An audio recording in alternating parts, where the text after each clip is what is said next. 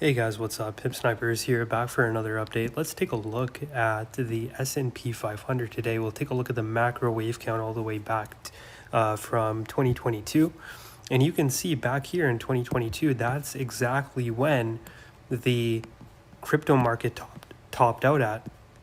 And then we went into a brutal bearish descending broadening wedge pattern, right? And then Bitcoin bottomed out in August to October of 2022. And you could actually, if you pull up the 3-day RSI over here, it actually marked the bottom. So we would want to be taking a look at the same thing when we're trying to get the top on the S&P. So you see this 3-day RSI, that marked the bottom in 2022, and Bitcoin was printing the same structure. And then we went on for a very parabolic rise. What we had over here was a leading diagonal. This is your leading diagonal. Then you have an ABC down in the form of a flat pattern. And then you have your massive wave 3 to the upside right over here up to the 200% fib.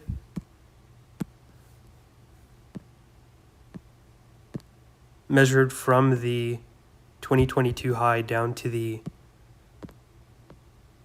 October 2022 low. Okay, so it topped out perfectly at the 200% fib. Then we had an ABC down, and the volatility was fueled by the tariff war. You could say that the news came after, but it definitely did cause these aggressive moves to the downside. And remember what I said in all of the previous streams. We would come up to fill this gap right over here. Let's take a look at this on the 4-hour time frame.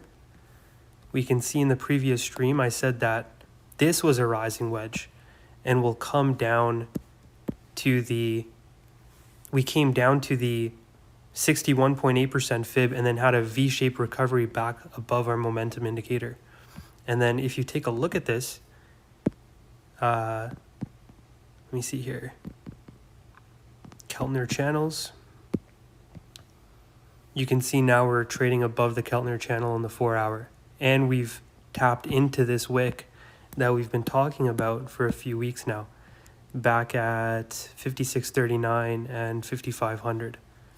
Okay, so you may get up here, you may see a little bit of a retrace back down below these highs and then continue up there, or we just blow right past it and go right back up to the highs for our wave 5.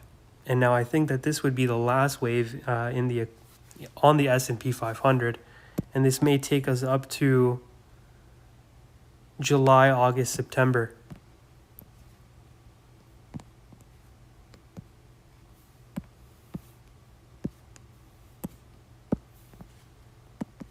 But instead of taking a look at it in such a linear fashion, we can place trend lines like this.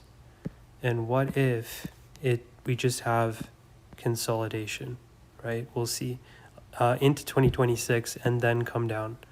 So we'll definitely see how this plays out. It'll be pretty interesting. And then this, we can, let's say it tops out here at 66.27. We could just take a fib to there to just measure roughly where it would be, where this leg would take us.